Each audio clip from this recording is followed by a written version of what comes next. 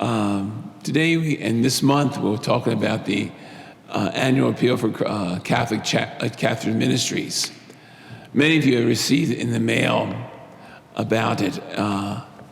It's about how we as a community can help out. The theme this year is Joyful in Hope.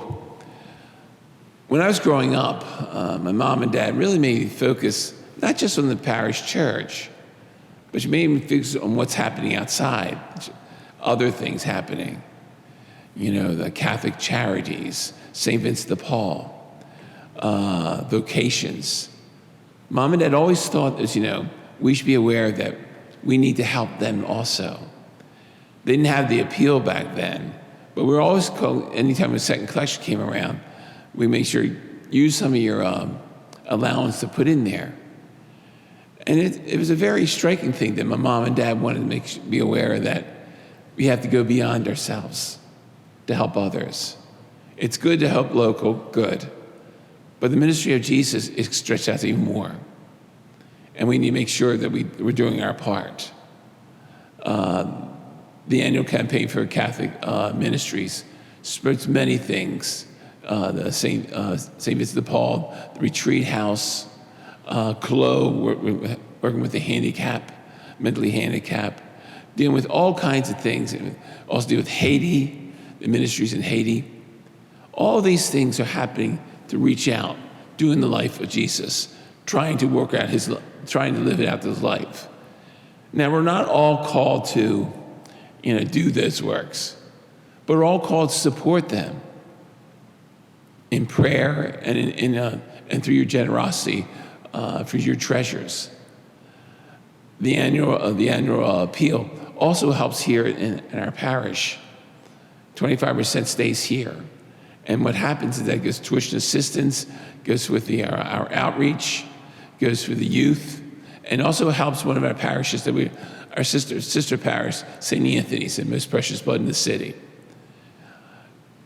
It's doing our job of loving God and love our neighbor. It's what we can do. Again, a lot of us can't go in the city and do the work. A lot of us can't do it. We help vocations. But we can do through prayer and support financially. It makes a big difference. This is one of the big things the Archdiocese has about supporting the ministries, doing the work of the Lord. So as you know, you received in your mail the envelope, Joyful and Hope. I would ask if everyone could participate. Whatever amount you can help will make a difference. Whatever you do makes a difference. There's, we increase the seminarians. It helps in their education. Evangelization, faith formation, the poorer parish in the city. It helps them in capital funds. Some people need roofs and things like that, and they don't have the ability to pay for them. We can do our share. I'm not saying write the whole check for them, but you can do a share. My part about this is participation. The more people involved, the more things we're doing, we can make a difference. And that's what it's about. Making a difference. Reaching out and touching people through our prayer and our support. We can make these ministries happen by what we do, by what we give. And I'm just surprised sometimes, people say, I don't give things to the city. Well, they're God's people too. And we're called to love God and love our neighbor. And that's our neighbor. So anything we do will make a difference. However small, however big. I was taught whatever gift you can give when I was growing up. And I didn't have much of an allowance. I think I had $1 a week. He says, you can make it, if you put a quarter in there, you make a difference.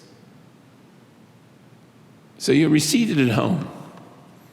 So I ask you to fill it out and send it in and make a difference. Joyful in hope. And that's what Jesus wanted for all of us. That we would live a life that's able to live the message of Jesus and make a difference. So this year, we're not asking you to fill all these things out. You can do that at home, especially you guys who are watching on video.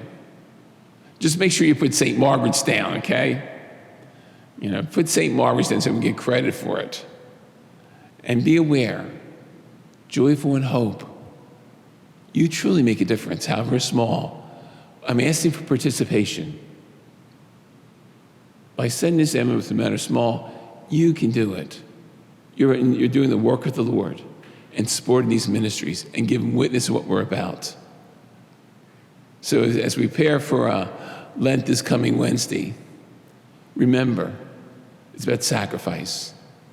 Look what Jesus did for us, what we can do for others.